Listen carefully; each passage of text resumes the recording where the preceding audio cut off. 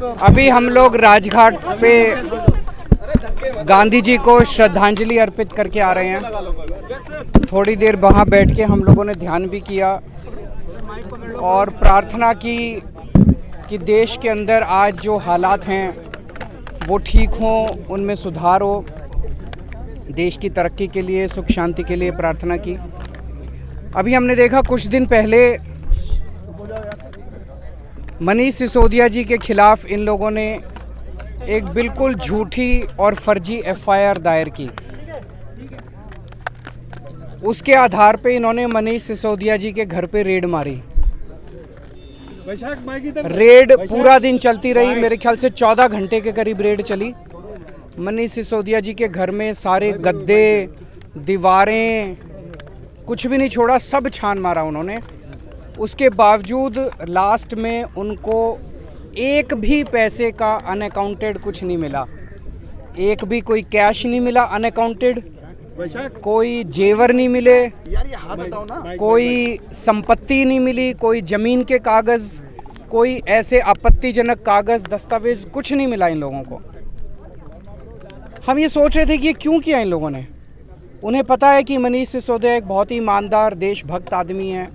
मनीष सिसोदिया जी ने देश के बच्चों के लिए, उनका भविष्य बनाने के लिए बहुत शानदार काम किया। फिर हम सोच रहे थे क्यों किया। वो तब समझ में आया जब रेड के अगले दिन इन लोगों ने संदेश भेजा मनीष सिसोदिया जी को, नीचे करो यार कि आप अरविंद केजरीवाल जी को छोड़ दीजिए, आम आदमी पार्टी को छोड़ दीजिए, आम आदमी पार्टी को तोड़ के कुछ विधायकों को लेके हमारे साथ आ जाइए। हम केजरीवाल जी की सरकार गिरा के आपको सीएम बना देंगे और हम आपके सीबीआई के और ईडी के सारे केसेस ख़त्म कर देंगे। मैं समझता हूँ मैंने पिछले जन्म में कुछ पुण्य किए होंगे। मैं समझता हूँ मैं बहुत सौभाग्यशाली हूँ कि मुझे मनीष सिसोदिया जी जैसे साथी मिले।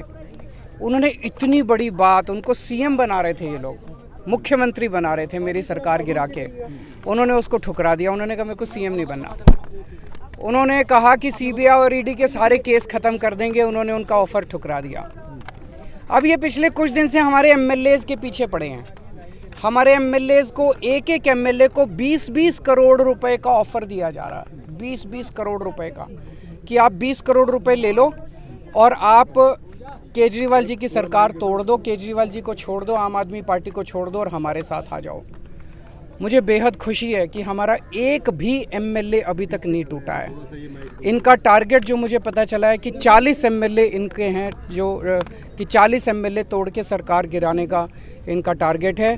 पर मैं दिल्ली की जनता को कहना चाहता हूं कि आपने एक कट्टर ईमानदार पार्टी को वोट दिया है, कट्टर ईमानदार सरकार को वोट दिया है।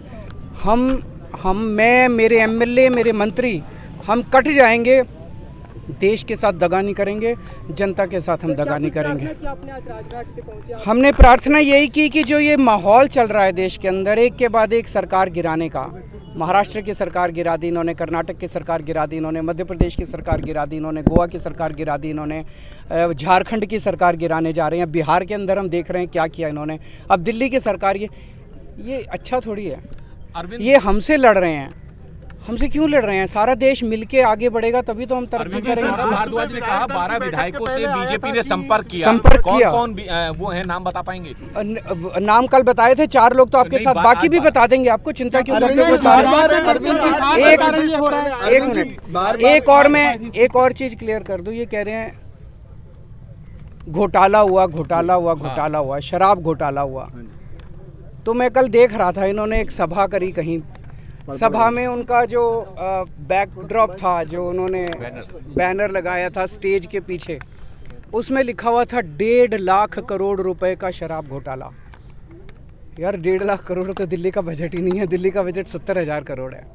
फिर मैंने देखा कि वहीं पे सभा में कोई बंदा खड़ा हुआ, उसने पूछा जी घोटाला क्या है? तो सारे एक दूसरे की तरफ देख रहे थे, घोटाला क्या है। फिर मैंने देखा इनका एक बड़ा नेता एक टीवी के डिबेट में कह रहा था 8,000 करोड़ का घोटाला। फिर हमारे वाले ने पूछा उससे डिबेट में कि ये घोटाला क्या है, तो वो कागज़ देखने लगा कि घोटाला क्या है। पहले कह रहे थे 1.5 लाख करोड़ का, फिर बोले 8,000 करोड़ का। फिर मैंने देखा इनके 2 नेताओं ने प्रेस कॉन्फ्रेंस करी उसमें बोले 1100 करोड़ का घोटाला, और घोटाला क्या है, घोटाला पता नहीं। फिर एलजी साहब ने एक रिपोर्ट बनाई, उसमें बोले 144 करोड़ का घोटाला, और अब जो सीबीआई ने एफआईआर दर्ज की है उसमें कह रहे हैं 1 करोड़ का घोटाला। यार ये घोटाला क्या है? ये मतलब 1 करोड़ का है, 144 करोड़ का है, 1100 करोड़ का है, 8000 करोड़ का है, 1.5 लाख करोड़ है भी कुछ नहीं है, सब बकवास है। मैं बताता हूँ घोटाला क्या है।